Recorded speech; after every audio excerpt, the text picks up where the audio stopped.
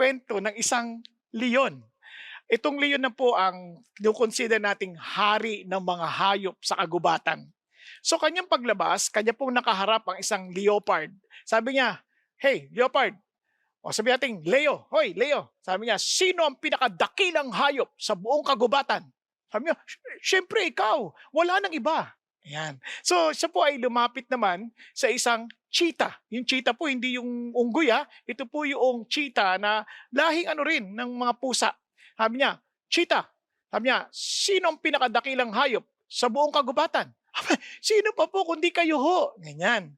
At nakaharap niya po ang isang elepante at sabi niya, "Hoy, elepante, sino ang pinakadakilang hayop sa buong kagubatan?" Bigla ho na lang kinuha ho ng elepante ng sa magitan ng kanyang trunk, yung leon, at winasiwas. Talagang hinampas sa lupa, tapos nilubog sa tubig, hinagis sa puno, talagang bugbog sarado yung leon, kawawa. Talagang parang ano, talagang basang pusa. Alam niyo po, tapos sabi ho ng leon, "Ano ka ba naman? Kung hindi mo alam ang sagot, huwag kang magalit." Alam nyo, kaya ko ho kinuwento yan sapagkat ang ating pag-uusapan ngayon ay yung pinakamasama, kung hindi man isa sa pinakamasama na lason sa buhay or toxin sa buhay. Ito po ay katawag sa Ingles na pride. Itong pride sa Tagalog, obviously mayabang, palalo, mapagmataas. So, yan po ay isa sa pinakamasama na lason sa buhay, kung hindi man pinakamasama. Now, kung atin naman pong babalik-aralan ang ating po mga life detox, napansin po natin ito po yung mga lason na, nagbibigay ng sakit sa ating puso, sa ating kaluluwa, na nagiging unproductive tayo, o kaya naman nakapagnanakaw ng kaligayahan sa ating buhay, kung kaya't nagiging miserable ang ating buhay, o sumisira ng relasyon sa ating kapwa-tao at higit sa lahat sa ating Panginoon Diyos. Ang pinakamalala, pwede tayong mamatay dahil lang dito sa mga lason na ito. Now, bakit po natin pinag-aaralan ang bagay na ito, lalo na yung bagay ng pride? Kasi kung mapapansin po ninyo, yung mga previous toxins na ating pinansin, katulad ng anxiety or worry, alam nyo, kaya tayo nagwo-worry pag nawawalan tayo ng control. And gusto natin tayo pa rin na may control. And so we are playing God. Yan ay kayabangan. Kaya minsan naman tayo nadidepress, katulad ng naranasan ni Elijah, kung naalala pa ninyo, na we feel na parang tayo na lang nag-iisa sa mundo na matuwid. Kaya minsan tayo na lang parang we are so focused on ourselves, ang tawag yan ay self-absorbed. Kaya yan din ay pride. Yung gagalit tayo, we feel that we're better than others, na parang tayo lang ang tama. Nang sa katunayan naman, tayo ay may tama, di ba? Nagagalit tayo sa iba. So yan din ay mapapansin nyo, meron ding halo ng kayabangan. Now, when it comes to purposelessness, ibig sabihin wala kang patunguhan kasi ayaw natin bumalik sa ating manggagawa, o in other words, in our creator. So we are disregarding our creator. Then again, it's a form of pride. Kaya mapapansin ninyo, maging sa issue ng entitlement, para ang buong mundo may utang na maayos o espesyal na pakikitungo sa atin, na dapat i-bless nila tayo. Parang katulad nga ho ni Haman sa aklat ni Esther, di ba? Yung parang nung na-promote siya, gusto niya lahat ng tao maniklod sa kanya. May isang taong hindi naniniklod, si Mordecai. Galit na galit siya kasi yun yung form of entitlement. Parang sa yabang niya, parang hindi ako papayag na hindi luluhod to sa akin. Kasi inis niya, gusto yung papatay lahat ng mga Hudyo. Diba? Kaya makikita niyo ho yan. Sabi niya, sa kwento ni Esther. Ngayon, yung discontentment, ganun din. Gusto natin lahat ng bagay kasi isip natin, yung ating net worth, yun din ang magbibigay ng ating worth or self-worth. Kaya hindi tayo makontento sa ating possessions at position. Ganon din sa bagay ng blurred morality. We want to declare what is good and bad. Na parang sasabi natin, I want to be like God.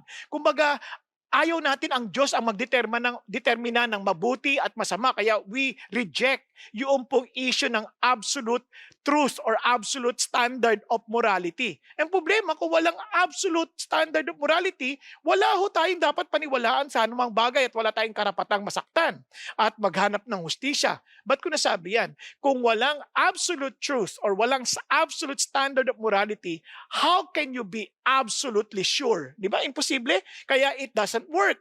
Kaya doon pa lang mapapakita sa atin na itong lahat ng ito, ang common sa lahat ng lason na ito ay self-centeredness or pride. We try to remove God from the picture. Sabi nga ho ni John Nelson Darby, pride is the greatest of all evils, pinakadakilang lahat ng kasamaan. Sapagkat lahat ng kasamaan ay nagsisimula dito. At sabi niya, ito ang pinakamatinding kaaway. Ito ay kaaway na hindi basta-basta namamatay at mahirap mawala. Kaya para ma-detox tayo, kung naalala ninyo, meron tayong pang-detox, di ba, sa ating mga toxic emotions na ito. Ang 4 na R, 4R to detox. Ano po yan? Realization, root, recalibration, and recognition. At yung pong 2 deliberate talks, yung kakausapin talaga natin ang Diyos at maging ang ating sarili. Now, bakit ko po sinasabi ito ulit sa inyo? Sapagkat kung hindi natin marirealize ang existence ng mga toxin na yan at hindi natin ikakalibrate at gayon din, hindi natin aalamin ang pinag-uugatan, sigurado mahirapan nating ma-recognize ito at pati ang solusyon dito. Kaya nga binabalikan ko kayo sa bagay na ito. And we need to tell God about our issues, and we need also to remind ourselves and to keep on talking to ourselves para maibalik tayo sa katotohanan at tamang solusyon sa mga lason ng buhay. Kaya ito ay isang proseso napaka-importante. Now, as we are doing this 4R to detox, dito sa ating pag-uusapan, tingnan niyo po mga bagay na ito. Halimbawa, nakakita ho kayo ng ganitong sign. Alam niyo na ito po isang babala na nakakalason yung bagay na yon. Kaya lumayo-layo ka na. Lalo na pag nakita niyo po yung nakalagay, beware toxic zone. Ibig sabihin, huwag ka na maglalapit dyan. It will endanger your life. Now, ito pa po, warning. Di ba? Minsan makakita kayo, beware of dogs. Sinabihan na kayo, binalaan na kayo. Sabi niya, hindi na kami ang responsable sa anumang pinsala o kamatayan kung hindi kayo makikinig. Kaya ganun din ang Panginoon Diyos. Nagbibigay siya ng babala sa atin upang tayo hindi mapinsala o mamatay. Kaya ang ating talakayin ngayong hapon ay beware of pride. Nabalaan ka na, so be humble. So kung alam mo ng gantong babala, ano dapat mo gawin? Ay lumayo ka na. You better go.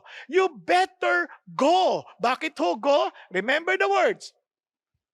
God gives grace to the humble and God is opposed to the proud. You better go. Nagkakaintindihan? Now, yan po hindi natin inimbento. Yan po ay galing po mismo sa salita ng Panginoon Diyos. Tingnan po natin sa 1 Peter chapter 5. Sabi niya, all of you. Now, bakit po all of you? Tandaan niyo yung context ito. Yung sa unang talata ng chapter 5, tinutukoy niya po yung mga elders. At sabi niya sa mga sumunod, so talatang 5, yung unang bahagi, sabi niya, you younger men. In other words, ito, nagtalaga ako ng elders or leaders, at kung hindi ka elder, you are part of the younger men.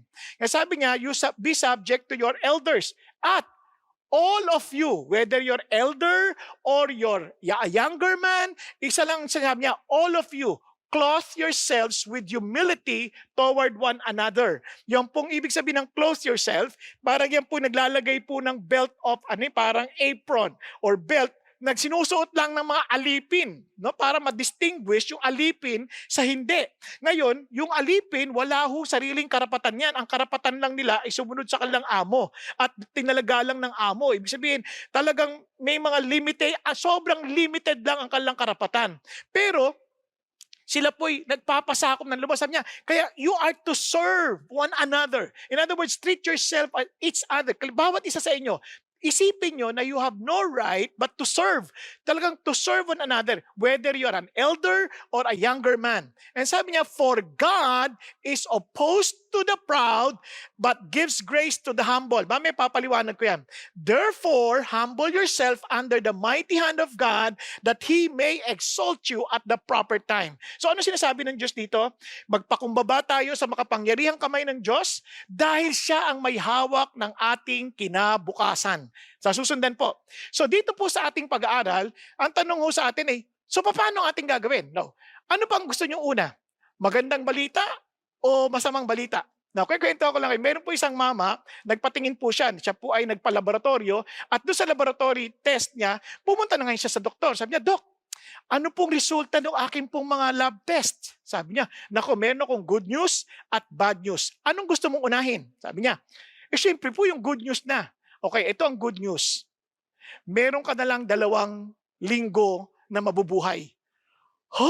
paano naging good news yan? 2 linggo na lang ang buhay ko. Ano na lang yung bad news? Dapat nung nakaraang linggo ko pa nasabi. Nakalimutan ko. So, grabe po, paano na po? Wala na po magandang balita. Now, listen to this. Kaya dito naman, unahin natin yung bad news para ma-appreciate natin yung good news sa huli. Ano yung bad news? You better go. Remember, God gives grace to the humble and God is opposed to the proud. So, unahin natin yung idea ng God is opposed to the proud. That is a bad news. Masamang balita yan. Can you imagine? God is opposed to the proud. Balikan natin ang talata. Sabi niya, remember, God is opposed to the proud. Yung salitang opposed, nako, yan po isang mabigat na salita. Bakit? Yan po ay parang, salita ho na parang meron pong mahukbo ng mga, talagang sundalo na talagang nakahanay po sila. And they are ready for battle para salungatin ang sino mang galit. Yung parang kaaway ng Diyos. Ibig sabihin, He's willing na talagang salungatin ang sino mang mayabang. Kaya ang idea nito, talagang they are to resist, to oppose, at maging galit tugo sa mga mayayabang. Mabigat yun ha? At hindi lang yan. Yan po ay nasa present tense. Kung mapapansin nyo, God is opposed to the proud upang sabihin na talagang ang Diyos hindi nawawala ang galit sa mga mayayabang. Type nyo ba yan? Alam nyo po ba ang bigat ho niya sa mga kawikaan na binanggit ho sa Proverbs? For example, tingnan ho natin ang Proverbs 16, verse 5. Everyone, lahat ng mga mayayabang sa puso. Kasi ang kayabangan hindi nakikita lang sa panlabas yan eh. Nakikita yan ng Diyos sa puso pa lang ha, puso. Kasi merong mga tao na para mapagpakumbaba. Tayo mga Pilipino, mapagpakumbaba tayo, di ba? Magyuyuko pa tayo, makikiraan po, ganyan, ang bait-bait eh. Pero sa loob-loob, kasi naman dito nag-uusap sa gitna, ang kapal ng mukha. Parang galit na galit naman, di ba?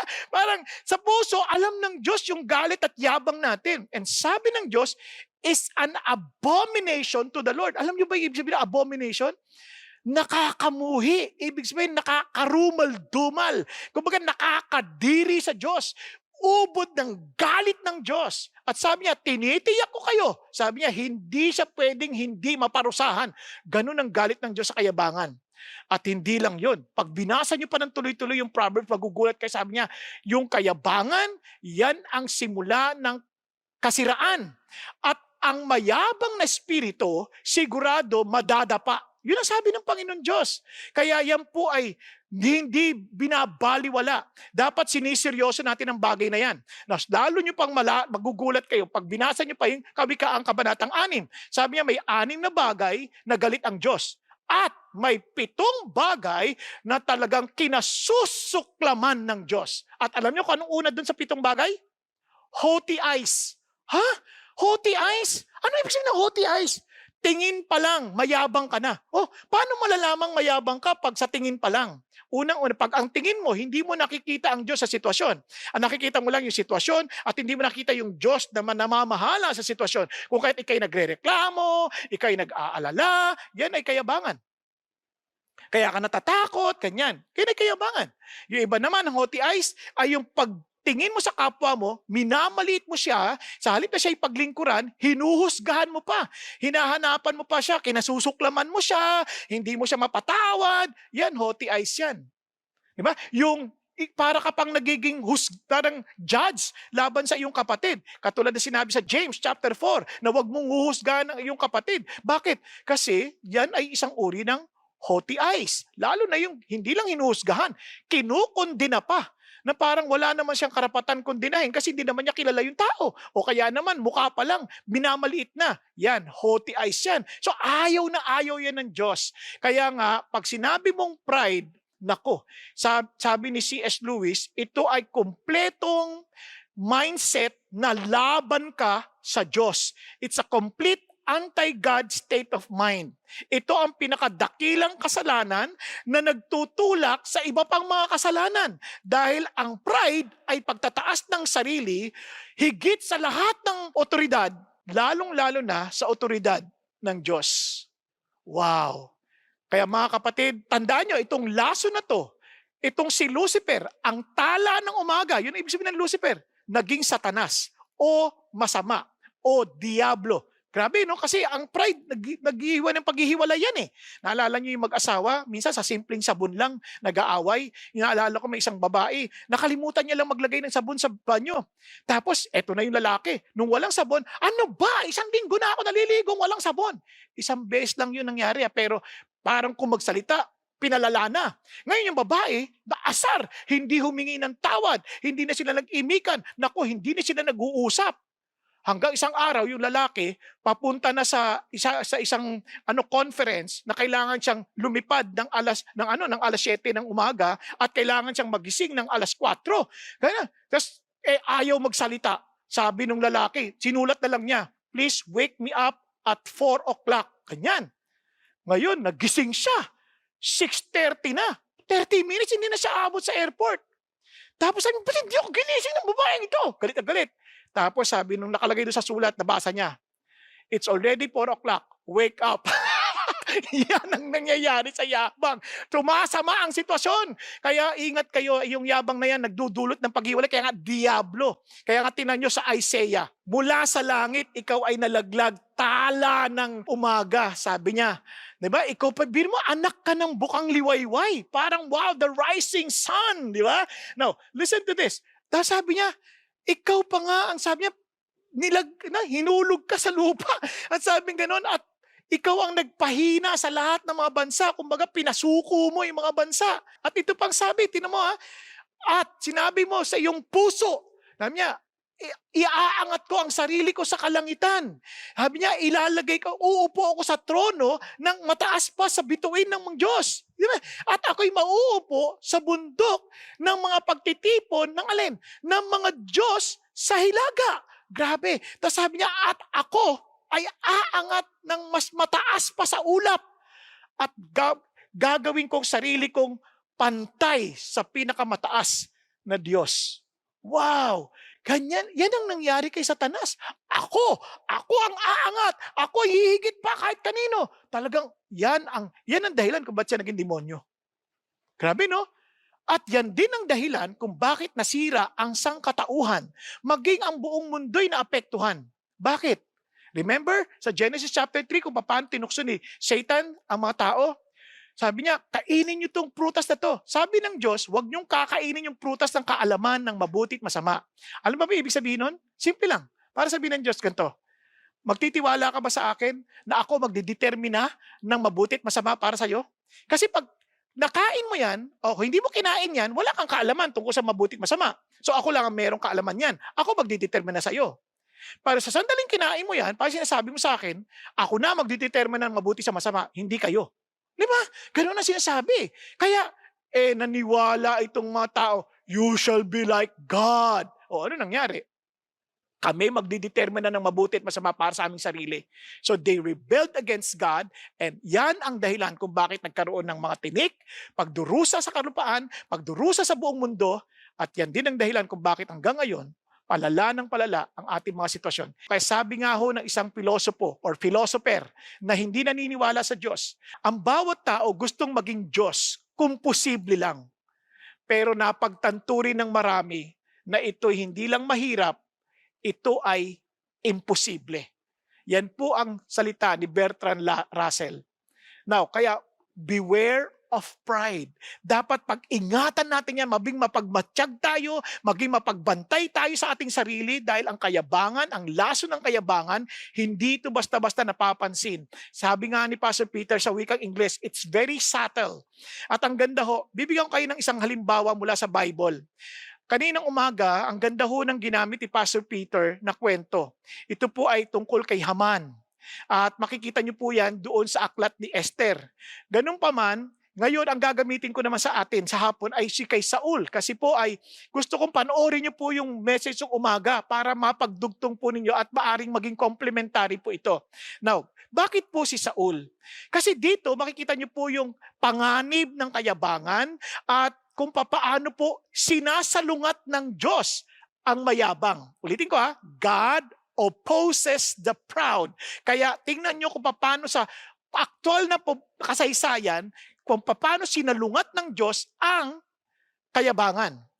Alam niyo po si Saul, napaka mapagpakumbaba naman yan. Sa totoo lang, he started Mababa. Kaya sabi nga ni Samuel, is it not true? Di ba totoo na ikaw ay ikaw ay maliit sa inyong sariling pananaw? Sa iyong sariling pananaw, maliit ka eh. Hindi ka naman wala ka naman pagmamalaki, parang ganyan. Pero ginawa kang pinuno ng iyong tribo ng Israel, ng mga tribo ng Israel. At hinirang ka pa ng Diyos para maging hari ng Israel. Wow! Ano, ayaw mo pa ba yan? Tapos tinan niyo po, kaya naman mula sa Kabanatang 11 hanggang sa mga unang bahagi ng Kabanatang 13, si Saul ay talagang maayos naman po. Kaya lang hindi niya napansin yung yabang unti-unti na nagmamanifest. Marahil maging siya, hindi niya alam na nagyayabang na siya. Now, paano natin nalaman? Sa Kabanatang 13, hindi na siya accountable kay Samuel. Anong ibig kong sabihin? Di ba kung sabi ng 1 Peter, elders, tapos young men, etong si Saul, bagamat siya'y hari, siya pa rin ay nagpapasakop dapat kay Samuel. Kasi si Samuel nagbigay ng instruction sa kanya. Sabi ni Samuel sa kanya, intayin mo ako ha. Sa ika-7 araw na ganito, dadating ako at intayin mo ako. Tas ang mag-aalay pa rin, hindi siya. Kundi merong tinalaga ang Diyos para magbigay ng alay sa Diyos, hindi yung hari. Ganun pa man, hindi siya sumunod. Hindi siya nakinig kay Samuel. Yung hindi pagsunod kay Samuel, ay parang hindi ka na rin sumunod sa Diyos. Alam niyo minsan, mayroong authority sa binibigay ang Diyos sa atin. Kunyari, sa mga babae, asawang lalaki. Yung mga lalaki, meron silang mga authorities din na sinusunod. So, sa madalit salita, kapag hindi ka sumunod sa itinalaga ng Diyos na authority, hindi ka na rin sumusunod sa Diyos. So yan ay uri ng kayabangan. Kasi ang kayabangan is we're edging God out. Kaya nga ego eh. Inaalis natin ang Diyos sa equation. Sinasantabi natin ang Diyos. Kaya pag hindi tayo sumunod sa Diyos, sinasantabi natin, kayabangan yun. Now, tingnan niyo po Sabi niya, but Samuel said, anong ginawa mo? Sabi niya, kasi po yung mga tao po nangagkalat na. Hindi ka dumating sa tamang araw na pinag-usapan natin. At tingnan niyo po yung mga Pilistino, yung mga kalaban namin, nagtitipon na ho sila sa Mikmas eh. Napansin niyo po ba yon? So tingnan niyo po ang kayabangan Ang kayabangan, hindi ka na nga sumunod, nag-i-excuse ka pa. Yung parang sinisisi mo pa ngayon si Samuel. Sabi ni Samuel, magkita tayo sa to. Hindi siya dumating sa ine-expect ni Saulo na panahon. Hindi siya makapag-intay. Alam mo na kagad, pagbayabang ka hindi ka makapag-intay. Ayaw mong nag-iintay. Ganyan ang mga mayabang. Huwag mo akong pinag-iintay-intay Parang ganyan. So, ngayon, magbibigay pa siya ng dahilan. Meron pa parang gusto niya i-please yung mga tao. Uy, nangkalat na kayo. Halika dito. Parang he's now trying to control the people. Hindi mo tao yan. Tao ng Diyos yan. Let God control them. Sa'yo, sa Diyos ka manalangin. Kasi yun ang lapit ka sa Diyos, Panginoon. Nagkakalat na po sila. Hindi yung gagawa ka ng sarili mong paraan. Samantalang ang sabi sa'yo ng Diyos, mag-intay ka.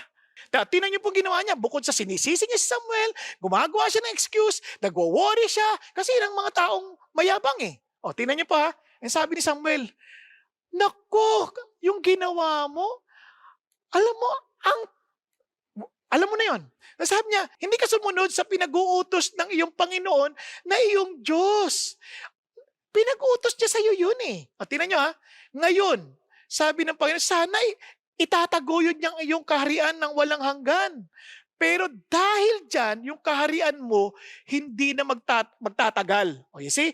Dahil sa kayabangan mo na hindi ka sumunod sa paraan ng Diyos, isinantabi mo ang Diyos, hindi ka nagpasakop sa Diyos. Sabi niya, salungat na ang Diyos ay ngayon. Bakit? Hindi na magtatagal ang iyong kaharian. Yung Panginoon na talaga ang Panginoon na mismo maghahanap ng tao na malapit sa kanyang puso. Ibig sabihin, talagang nagpapasakop sa kanya. Sabi ganon, at siyang itatalaga niya bilang pinuno, look at the words, ng kanyang mga tao. You see, hindi tao ni Saulo yun, tao ng Diyos yun. Kaya you need to bring the issue to God. Now, dahil hindi ka sumunod sa Diyos, yan ang dahilan. Ang hindi pagsunod sa Diyos ay kayabangan. Nagkakaunawaan po. Friends, tandaan nyo ang sakit nun Ni-reject ng Diyos si Saul. Bakit? God opposes the proud. At yung kanyang mata ay haughty. Bakit kamo? Dahil nung nakita niya na nagkalat ang tao, nakalimutan niya ang Diyos. Siya na gumagawa ng paraan. Ang nakikita niya, nagkakalat na tao. Hindi niya nakikita ang Diyos na may hawak ng lahat ng bagay. Dapat dun siya tumingin. Ganon din tayo. Huwag tayong tumingin sa pandemya. Huwag tayong tumingin sa mga problema. Tingin tayo sa Diyos. Kausapin natin ang Diyos. Idali natin yung issue natin sa Diyos. Kasi kung hindi, ang yayabang natin, we're trying to control our situation. Maging sa ating mga anak, minsan kinukontrol natin, papagalitan na, sisigawan natin. Hindi, magtiwala tayo sa Diyos. Dalhin natin yung issue sa Diyos. Ipanalangin natin sila.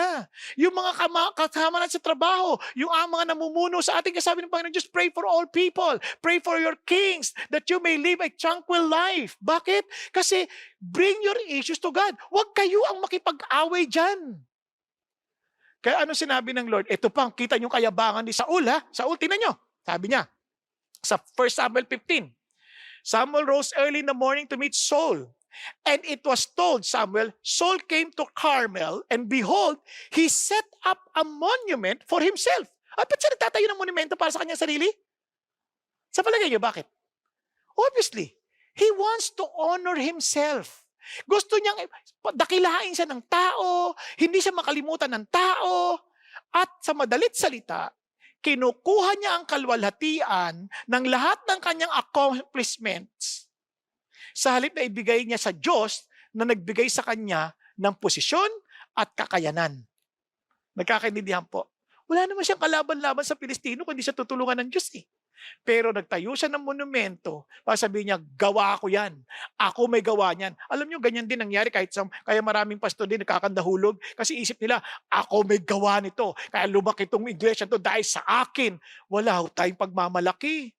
Sa totoo lang, pwedeng gamitin ng Diyos kahit sino. Kaya lang, nabigyan lang tayo ng biyaya ng Diyos para kasangkapanin kaya wala tayong pagmamalaki. Alam niyo, sandali lang, pwede naman tanggalin tayo ng Diyos eh. Naranasan ko po yun. Sa isang iglap, ubod po ako ng yabang. Tinanggal ko ng Diyos, biglang wala akong ministeryo. 2 taon. Yun, doon ako nagtuturo sa mga lugar na hindi pinupuntahan na ng maraming tao. Bakit? Para ipaunawa sa akin ng Diyos, hindi ka magaling. Kung meron ka mang konting kagalingang ginagamit, galing sa akin yun. Walang galing sa iyo. Kasi po, sa totoo lang, nagmalaki po ako. Inaatake ko kapwa ako mga manggagawa.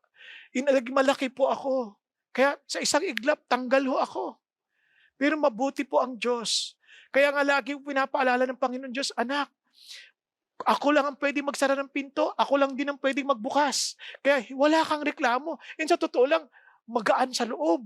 Nakakapagsasya kasi alam mo, ang Diyos pa rin ang may hawak ng lahat ng bagay. You do not take any credit. Now, ito pang malumpit na ginawa ho ni Saulo.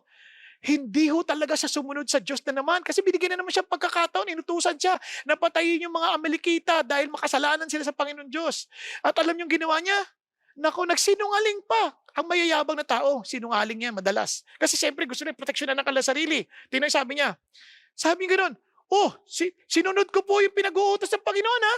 Ano sagot na? Sabi ni Samuel, bakit naririnig ko pa rin ang ingay ng mga tupa, yung kalang mga ganyan. Narinig ko. Tapos narinig ko rin yung tunog ng mga baka. Bakit naririnig ko? Dapat lahat yan nalipol na?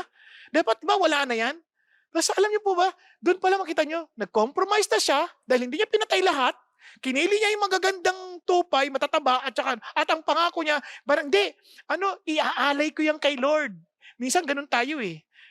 Sinabi na ng Diyos, wag natin gawin, itutuloy pa rin natin. Kasi malaki kita dyan. Hindi, bibigay ko naman kay Lord yung tithes eh. Bibigay ko naman. Sabi ng Lord, wag kang magsusugal. Di bali, pag nanalo ako, bibigay kay Lord yung kalahati.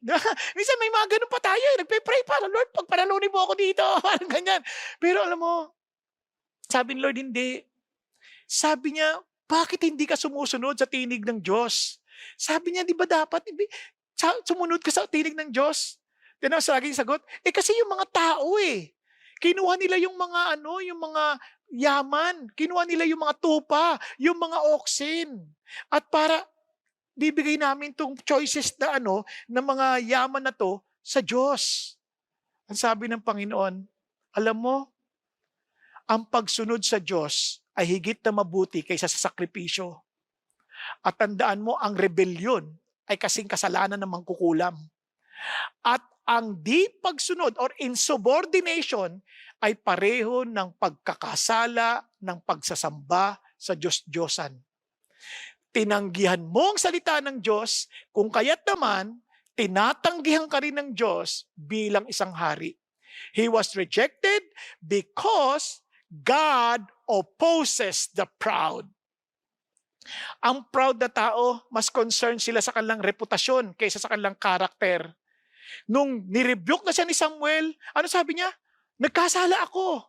Nagkasala ako.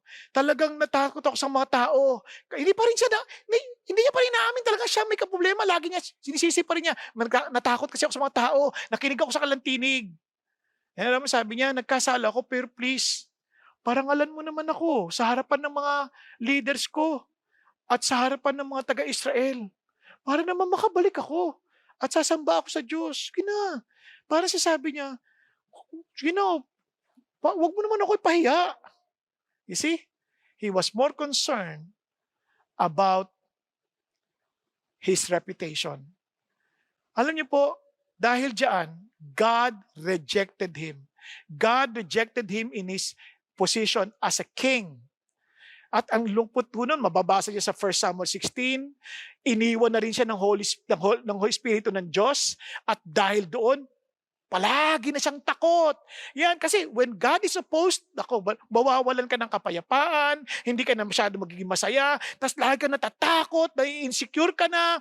Kaya pati nung makita mo na yung higanting problemang si Goliath, hindi mo na makita si Goliath.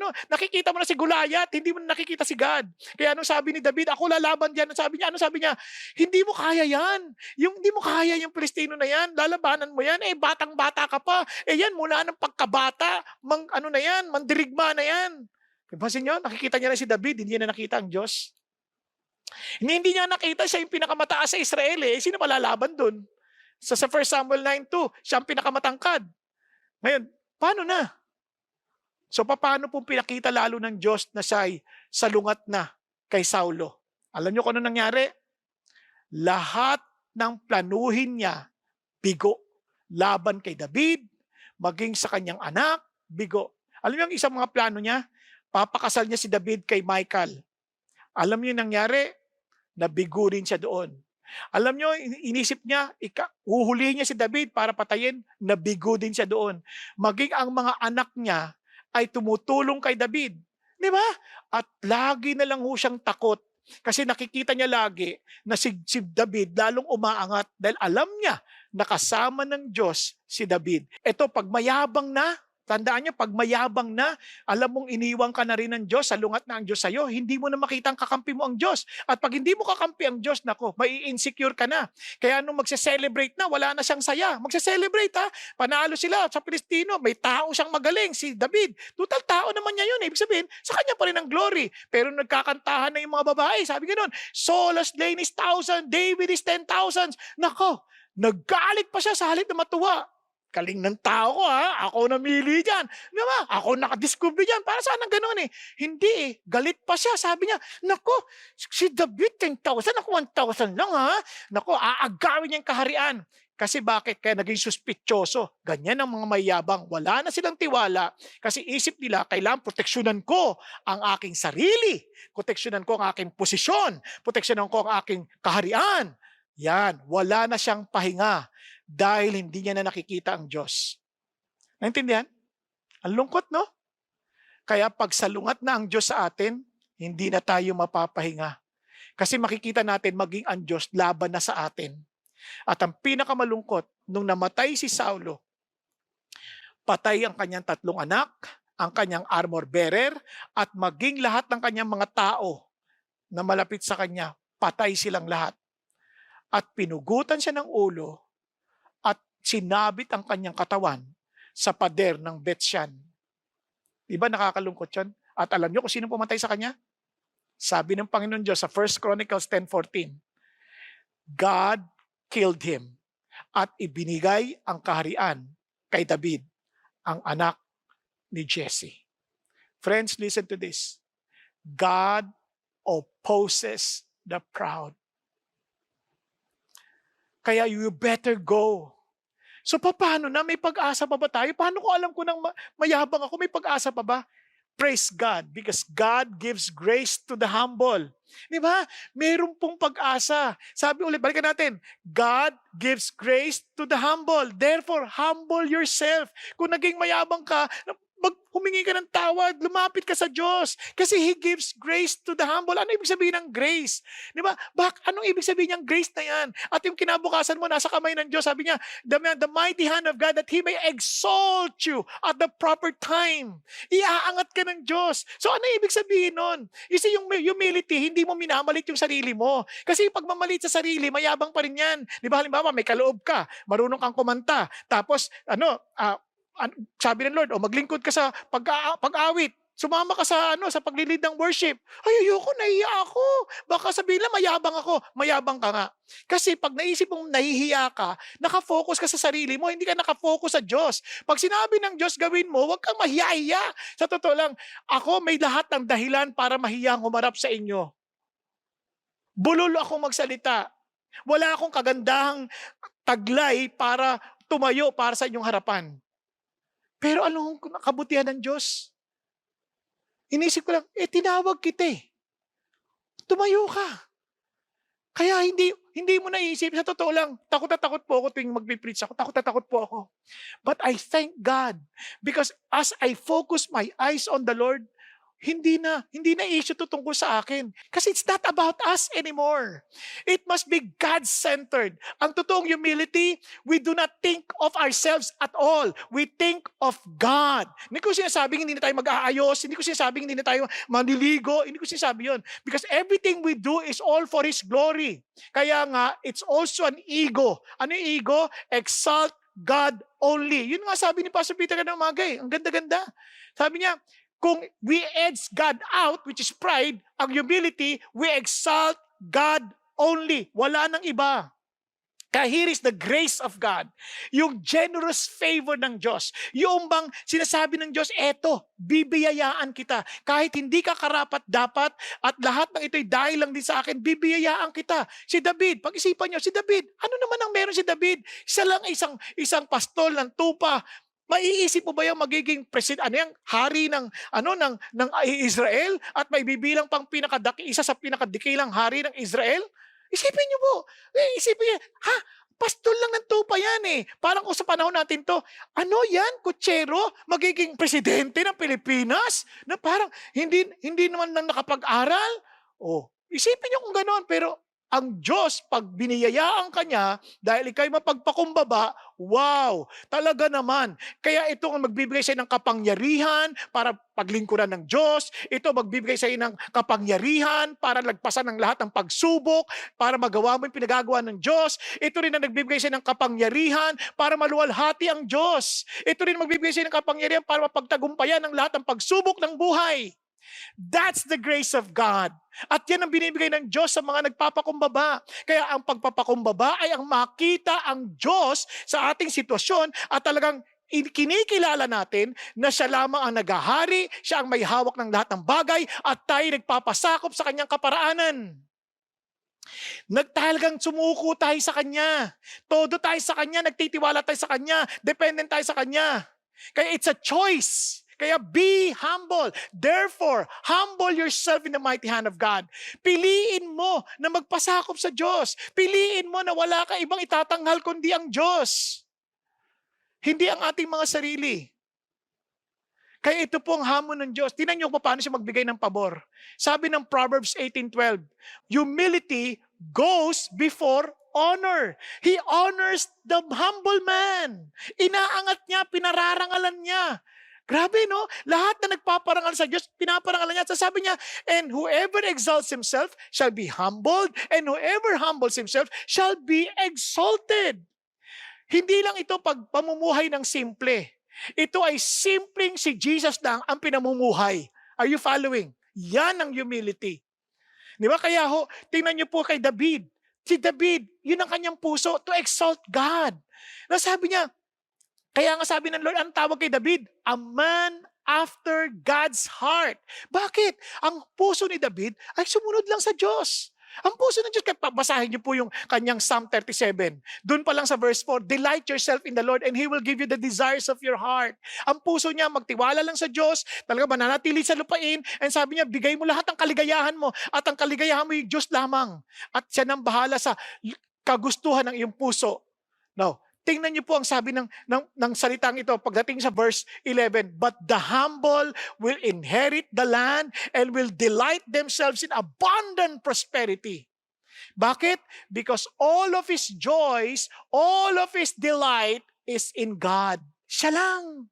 Wala na siyang ibang inangad, Lord, kayo lang. Kahit sa trabaho ko, gusto ko kayo lang mapangiti ko. Lord, kahit sa pamilya ko, gusto ko kayo mapasaya ko. Kaya mahal ko asawa ko dahil mahal ko kayo. Dahil gusto ko kayong masaya dahil yun ang pinag-utos ninyo. Di ba sa trabaho ko, pinagbubuti ko, gagalingan ko. Bakit yun ang gusto ninyo? I will be representing you. They will see, I hope for them to see you because I want to exalt you alone. That's humility. Na sa lahat ng ating ginagawa, ang nakikita si Jesus. Now, tanungin nyo, nakikita ba si Jesus sa inyong pagsamba ngayon? Nakikita ba si Jesus sa inyong pakikipag-usap sa inyong kapwa-tao? Nakikita ba si Jesus sa inyong trabaho? O pagdating sa opisina, ay, Lunes na naman, nakakatamad. O, kita ba si Jesus dyan? Di ba? Di ba? Paglilingkod mo sa asawa mo, sweetheart, ito na yung pagkain mo. O, ito, kain na kayo. Pagod na magluto. Nakikita ba si Jesus doon? No, hindi humility yun. Ang humility, we want to exalt God alone. And look at what happened. Tingnan si David. David was prospering. Look at how God shows His favor. Prospering in all his ways. Sabi niya, for the Lord was with him. Ano yung favor?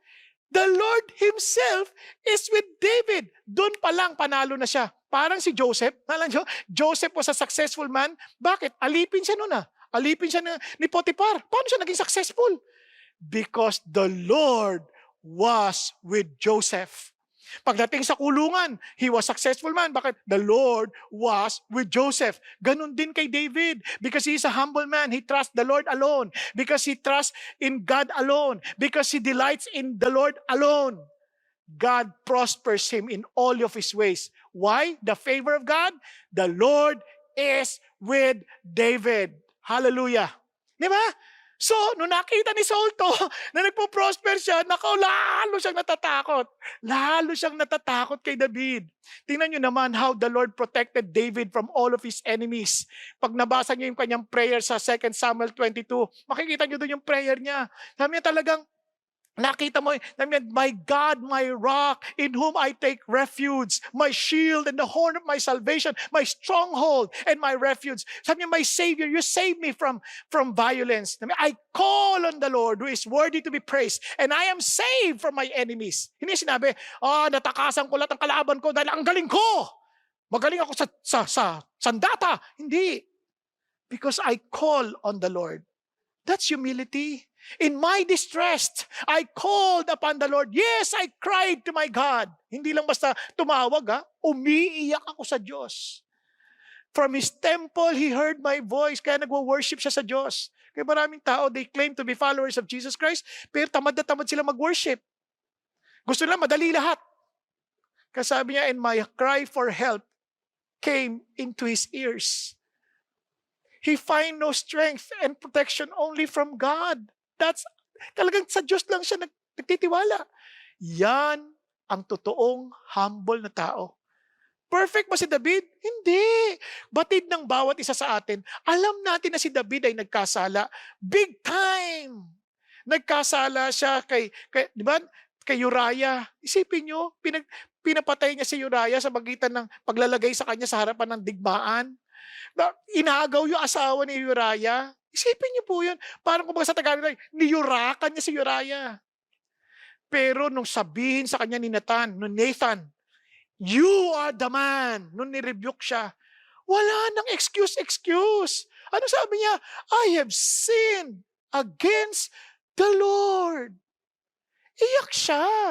Kaya mababasa niyo paano siya humingi ng tawad sa Psalm 51.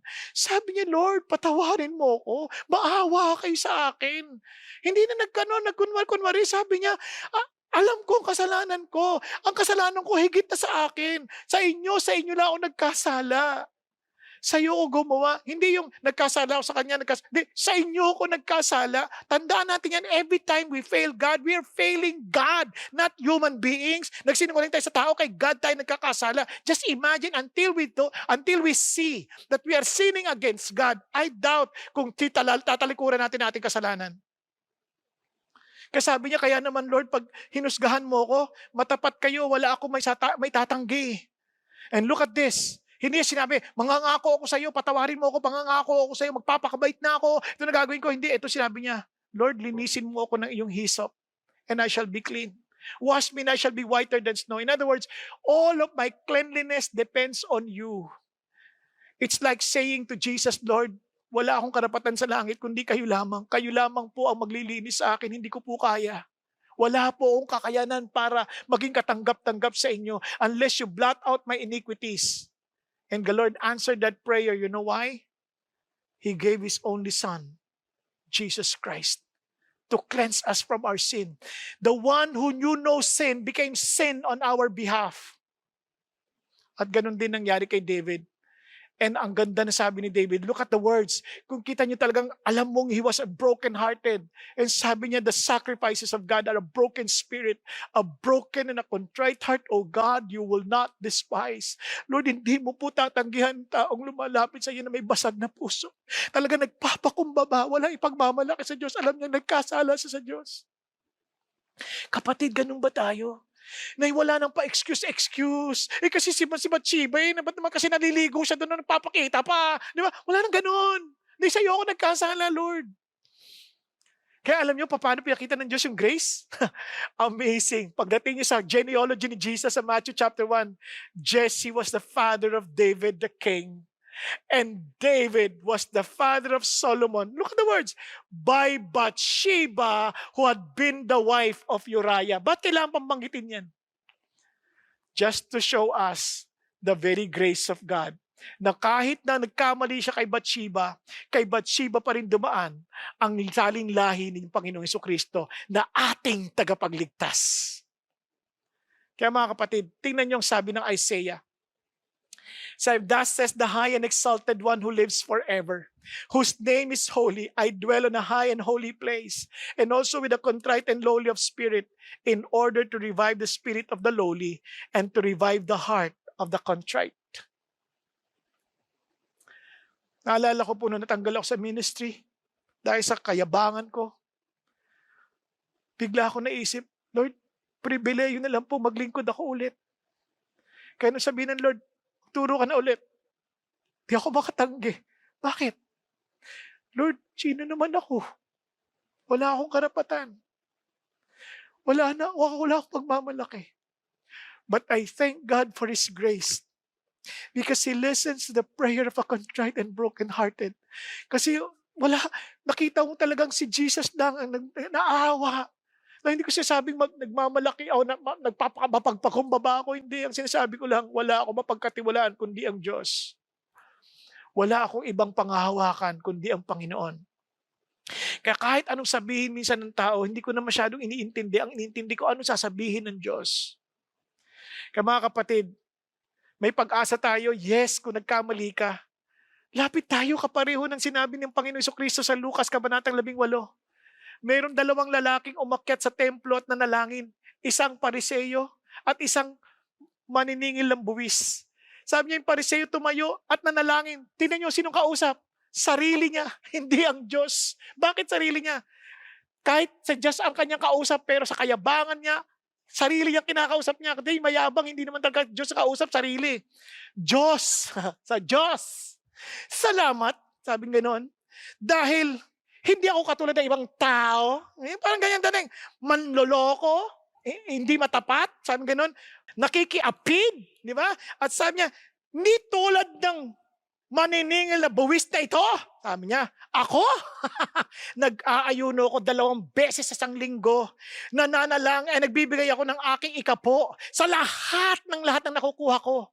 Ultimong bigay na tinapay, hinahati ko ikapo, binibigay ko pa rin. Ganun ang sinasabi niya eh. Lahat ng nagtanggap ko. Pansinin niyo po, parang minsan akala natin hindi natin ginagawa yan. No? Ganyan din tayo minsan. Lord, pagalingin mo ako. Nagsishare ako ng gospel, remember?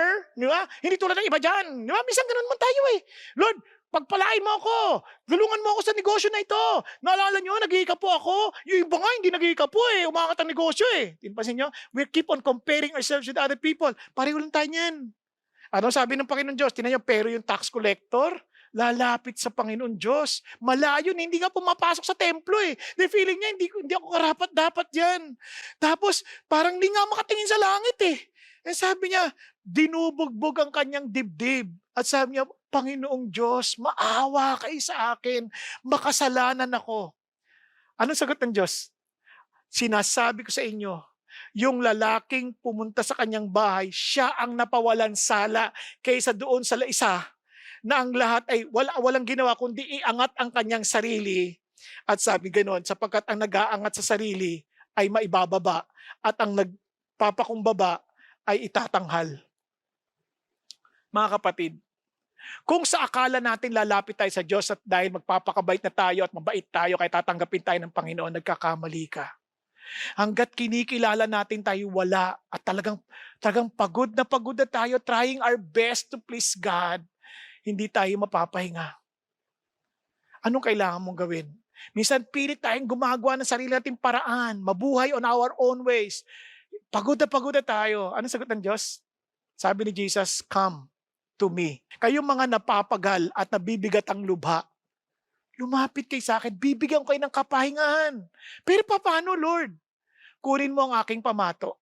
Ano ibig sabihin? Ako bilang yung magsasaka, kunin mo yung pamato ko para sa'yo. Matuto ka sa akin dahil ako ay mahinahon at mapagpakumbaba ang puso. Sabihin, maging mapagpakumbaba ka rin, maging mahinahon ka din, matuto ka sa akin, gayahin mo ako. Ano ibig sabihin nun, Lord? Kasi kung mayabang ka, hindi ka mapapahinga. Habang iniisip mo lagi sarili mo, hindi ka mapapahinga. Katulad na nangyari kay Saul. Kasi salungat ang Diyos sa mga palalo at mayayabang. Pero kapag nagtiwala ka na sa akin, I will decide for you what is good and what is bad. And you just follow me as your Lord, and I will give you rest for your souls. And tandaan mo, ako gumawa sa iyo. At ako rin ang may alam ko anong nararapat sa iyo. For my yoke is easy and my burden is light. Kung magpapakumbaba kang aaminin mong kailangan mo si Jesus, lumapit ka. Dahil si Jesus ang tunay na tagapagligtas at ang Panginoong karapat-dapat sambahin. Kaya nga, kung gusto mong malaman kung ikaw ay mapagpakumbaba, tingnan mo to sa mga batayan na to, sa panukat. Tingnan mo lang sa panukat ha. Ito paano lang, parang guide lang to. This is not exhaustive. Una, may pahinga ka ba sa kapangyarihan o pamamahala ng Diyos?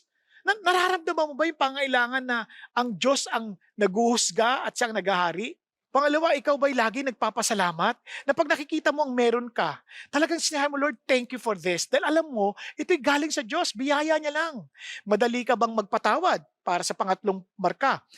Kasi pag hindi ka marunong magpatawad, sabi mo, hindi mo kailangan ng kapatawaran. Dahil tayong lahat ay nagkakamali. Kaya dapat tayong magpakumbaba na aminin na tayo rin ay tao na nagkakamali at kailangan tayong magpatawad dahil kailangan din natin ng kapatawaran. Now, tanong nyo, teachable ka ba? Madali ka bang matuto? O nagre-react ka pag nakikriticize tayo? Pag kinokorek tayo, di ba? Doon malalaman mo na kagad kung mapagpakumbaba tayo o mayabang. Yung ating mang puso'y masayang naglilingkod para sa ibang tao. Di ba? Ang tawag dyan ay servant heart. Hindi ba tayo judgmental or critical? Di ba?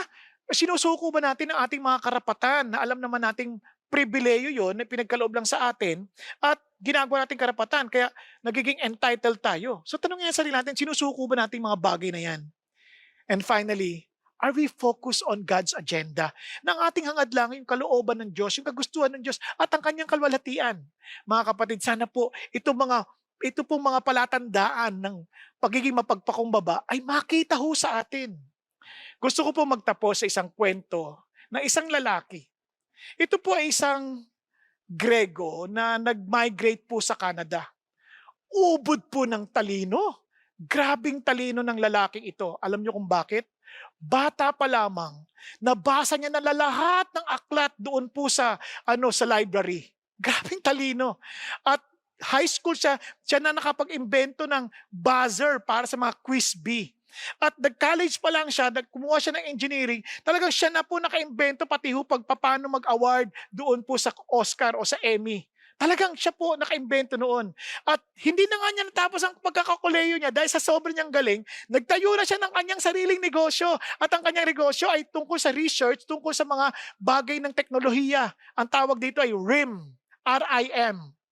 At yung rim na yan, hindi nyo masyadong kilala, pero nung ito pong lalaking to, naka-invento siya, na talagang sumikat po ng bagay po ng komunikasyon, na nakuha nila more than 48% ng market share ng isang taon lamang. Pero after 1 year, ito po'y biglang bumagsak to 1%. Ay, ano nangyari? Alam nyo to, alam nyo ang kanyang produkto, ang BlackBerry. Noon, tuwan-tuwa siya dahil yung BlackBerry, taga sumikat ho yan. Maging sila Bill Gates, sila Obama, sila Oprah Winfrey. Talagang pinagmamalaki nila yung BlackBerry na yan. Pero nasira siya nung lumabas ang iPhone. Hindi, pinaglalaban niya pa rin. Hindi gagamit ng tao ng walang keypads. Hindi gagamit, hindi siya willing to listen, hindi siya willing to adjust, pinagmamalaki niya, hindi siya willing to learn. Dahil ubod siya ng yabang. Sa isip niya, he has the best technology, he has the best idea, at mali sila. Backwards ang mga ideas ni Steve Jobs. Ngayon alam niyo na po, the rest is history. Baka iba nga sa inyo, hindi nyo na alam ang BlackBerry. Di ba? Bakit ko ito sinasabi sa inyo? Kung yun ngang sa larangan ng sekular, ang mga mayayabang ay hindi umaangat, di lalo na sa pagkakilanlan natin na wala na iba tayong tagapagligtas kundi ang Diyos. Paano pa tayo tatanggapin kung hindi tayo magpapakambaba sa Panginoon? Kaya sabi ng Panginoon Diyos, and I will end, sabi niya, blessed are the poor in spirit, for theirs is the kingdom of heaven. Alam niyo ibig sabihin ng poor dito? Hindi ho yung poor na isang kaig isang tuka. Ito po yung poor na parang sa sobrang hiya, katiklop na lang ho, wala na siyang ibang aasahan, kundi ang awa at pag-ibig ng Diyos, ang biyaya ng Diyos. And here is God's assurance. God gives grace to the humble. Halika na, lapit ka na rito. Huwag ka nang mahiya. Wala ka na may ibang pupuntahan eh. Si Jesus lang ang pwedeng magligtas sa iyo. For I am the way, the truth, and the life. No one can come to the Father except through me. And he who believes in me will no longer see death. For I am the resurrection and the life. Di ba? Kaya ito po, do you believe this? Will you remain in me? Yun pong hamon ni Jesus. Hindi ako, si Jesus. Kaya mga kapatid, kung ikaw ay kumikilala sa iyong kawalan at talagang inaamin mong si Jesus lamang ang tanging mong kaligtasan, bakit hindi ka lumapit ngayon? Aminin mo sa Kanya, Panginoon, patawarin po ninyo ako. Napakayabang ko po. Mapagpula ako ng ibang aking kapwa. Lagi kong kinahambing ang sarili ko sa iba. Lagi kong minamalit ang aking sarili dahil hindi kita nakikita. Minamalit ko rin ang buhay ng ibang tao dahil hindi kita nakikita. Patawarin mo ako. Panginoon, lumalapit ako sa iyo. Kinikilala kong ako'y makasalanan at wala na akong ibang paraan para maligtas kundi kayo lamang. Kahit Panginoon Jesucristo, tulungan mo ako. Pagharian mo ako at tulungan mo akong mabuhay ayon lamang sa iyong kalooban. Kapatid ko, yan ang loobin ng iyong puso.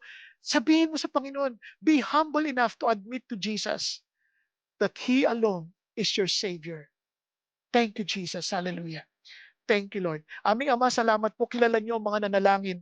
Kilala niyo ang mga lumapit sa inyo na bilang pagkilala, Panginoon, na wala na silang paraan kundi maligtas, kundi maging sa kanilang sariling gawa. Hindi na kayang maligtas kundi sa pamagitan lamang ninyo. Kaya Panginoon, hinihingi ko po, tulungan niyo po kaming lahat na maging mapagpakumbaba. Dahil ayaw namin kayo salungat sa amin. Ayaw namin, Panginoon, na kayo aming maging kaaway. Kadalangin ko, Panginoon Diyos, na tulungan niyo kaming lahat, Panginoon, lumakad ayon sa iyong kalooban at walang ibang tatanghalin kundi kayo lamang. Dahil kayo lamang karapat. Dapat nasambahin, kailangan karapat. Dapat natanghalin. Salamat po. Ito po aming dalangin sa pangalan ni Kristo Jesus na aming Panginoon at tagapagligtas. Amen. Amen at amen. Mga kaibigan, gusto ko lang pong sabihin to sa inyo. If God is for us, who can be against us? But if God is against us because we're proud, then who can be with us? Kaya kung kayo po ay natulungan ng mensaheng ito, inaanyayahan ko po kayong mag-connect po sa amin. Huwag ko kayong mahiya. We are all sinners, saved by the grace of God.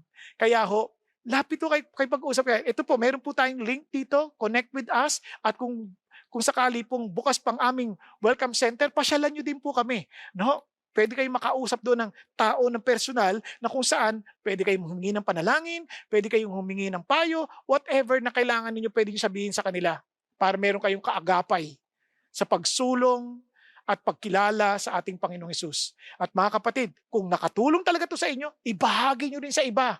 Okay po? At huwag mo na kayong aalis ha. Kasi meron tayong Sunday Fast Track, maaring ang katanungan ninyo ay masasagot doon. At meron tayong discussion question para lalo nating manamnam ang kagandahan ng salita ng ating Panginoong Diyos. God bless us all. Now, para po sa ating mga discussion questions, ito po, bakit po mapanganib ang pride o kayabangan? Kung iyong susukatin ang iyong sarili base sa 8 marka ng pagiging mapagpakumbaba, nasaan ka? Ayon sa iyong kasalukuyang kalalagayan, paano mo mas maipapabuti ang mga bagay na ito? So mga kapatid, sana po ay lalong maging makabuluhan ang inyong pagtatalakay sa magitan ng mga tanong na ito. Magandang araw, CCF fam. Ako po si Mike Yap from Movement, ang ating men's ministry sa CCF. Ngayon, kasama po natin si Pastor Bong at meron tayong iilang tanong. Ang una kong tanong ay, ano ang pagkakaiba ng pagiging confident sa Panginoon at pagiging proud? Alam mo, napakagandang tanong yan. Minsan kasi, hindi natin naintindihan yung pagiging confident sa Panginoon.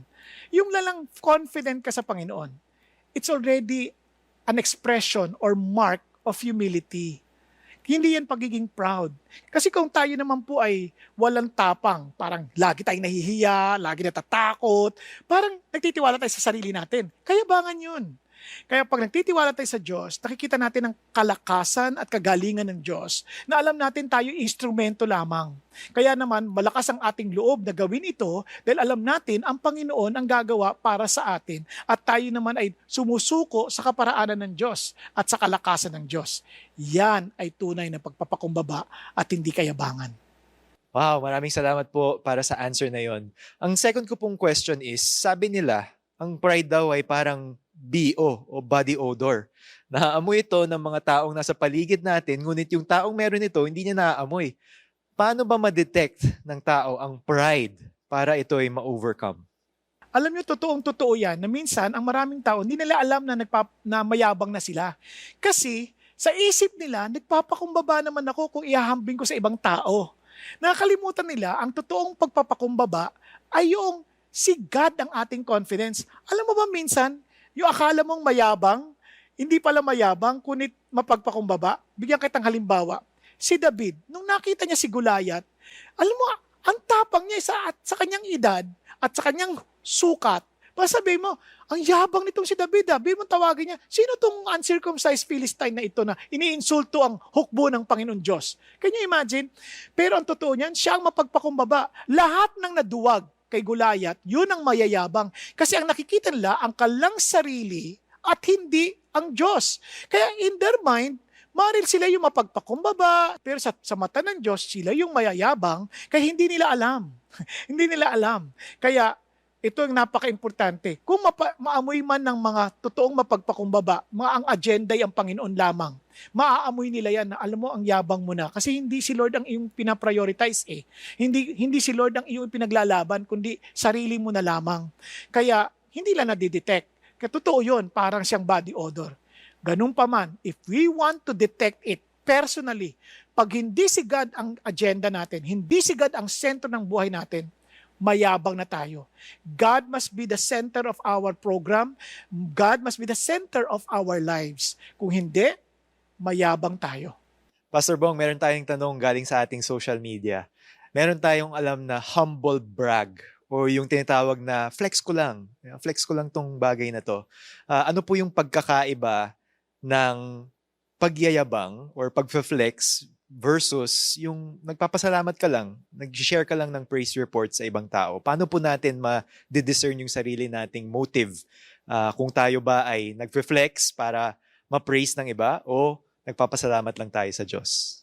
Alam nyo, pag nagsishare tayo ng ating praise report, tayo lang din ang nakakaalam kung nagyayabang tayo o hindi. Because pride is from the heart. Remember? Now, tanongin natin sarili natin, why am I sharing this? Diba? Is it to exalt myself or to exalt God? Kaya kapag nagsishare tayo ng praise report with the sincerity of our hearts, na gusto nating talagang ipagmalaki ang Diyos, hindi yun pagmamayabang. Pero kung sinashare natin ito para lang sabihin, wow, close ako kay God, iba talaga ako, ang bait ko talaga, then alam mo na nagyayabang tayo. Kaya mga kapatid, whenever we share, always exalt God. Kaya ulitin ko, ano nga po ba yung humility? Exalt God only. Thanks, Pastor Bong. And yung huling question natin ngayon is, anong encouragement niyo po para sa mga pamilya na naaapektuhan ang relationships dahil sa pride, dahil sa mga conflicts galing at dulot ng pride? Alam niyo po, totoo yan, no? Sa marami sa pamilya, hindi nagkakasundo-sundo dahil walang handang magpatawad dahil sa kayabangan. Pero ito lang pa ang sasabi ko sa inyo. If you allow Jesus to be the Lord of your family, wala nang lugar ang kayabangan dapat sa ating pamilya. Kaya pag ang pinaglalaban natin, sarili lang natin at hindi yung kagustuhan ng Diyos, alam mo na nagmamayabang ka. Kaya may I encourage you, lahat tayo, let's focus our eyes on Jesus. Not on ourselves, not on the insult that somehow we felt na natanggap natin sa ating mga kasama sa pamilya, kundi isipin natin that our God will exalt us in due time. Maraming salamat, Pastor Bong, sa lahat ng mga answers dito sa mga question natin.